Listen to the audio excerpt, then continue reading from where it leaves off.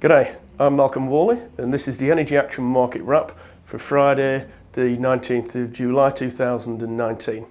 And here we're going to go through what's been happening in the last 7 days in the physical, financial, retail markets for electricity and also in the markets for certificates. So starting with the physical market, we're in the high demand season of the winter at the moment. Demand's been pretty healthy across all states in the national market, and we've been seeing spot prices in the range of about $60 to $80 a megawatt hour across the day, across all regions for the past few weeks. Looking at the half-hourly spot prices during the day, we're still seeing some coming up to close to $300 a megawatt hour, which isn't unusual. But the interesting thing is, when we look at when the individual spot prices start going to the minimums, and we're still seeing some negative spot prices in South Australia. This is half-hourly demand and spot price for Wednesday the 17th of July in South Australia, and we can see that during the middle of the day we get this feature, which is where output from behind the meter solar is at its maximum, and we start to see this occurrence of negative prices as the fossil generators bid negative in order to remain on the system.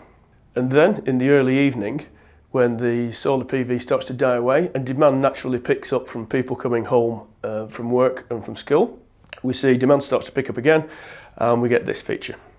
And what this is telling us is that spot prices are going to get more volatile as we go forwards into the future. Where South Australia leads in terms of solar generation, the rest of the national market is following. So this is a picture of what the rest of the national market is going to look like in the next few years. Quick look at snowy water levels, back pretty much to where they were this time next year, which is great news for the summer. Moving on to wholesale prices.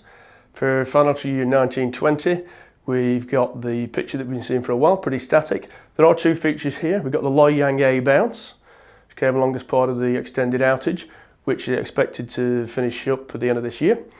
And then we've got the Mortlake bounce. Both were pretty small, both are pretty much faded away by now. Very little change in prices for either of the two following years, but as we know, prices are stepping down year on year. What does this mean for retail prices?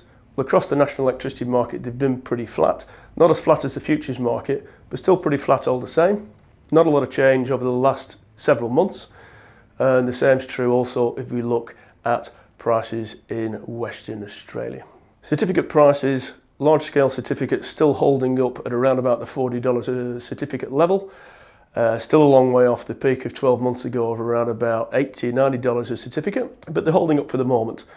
Looking forwards though, the forwards market is saying that they're going to slide away to the low teens as soon as 2022. And finally, there's been some big headlines this week about demand management scheme that is going to be introduced by AEMO that's going to allow large customers to contribute towards savings in demand, which is good for system security. It doesn't come in until July 2022 though. I highly recommend that you read the press cuttings on these articles. So that's it from me.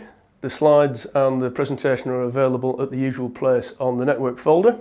This is the first time we've had professional production of this wrap. And I'd like to say a big thank you to Lauren Robinson and to Dylan Swain for putting this together. And as ever, have a good week.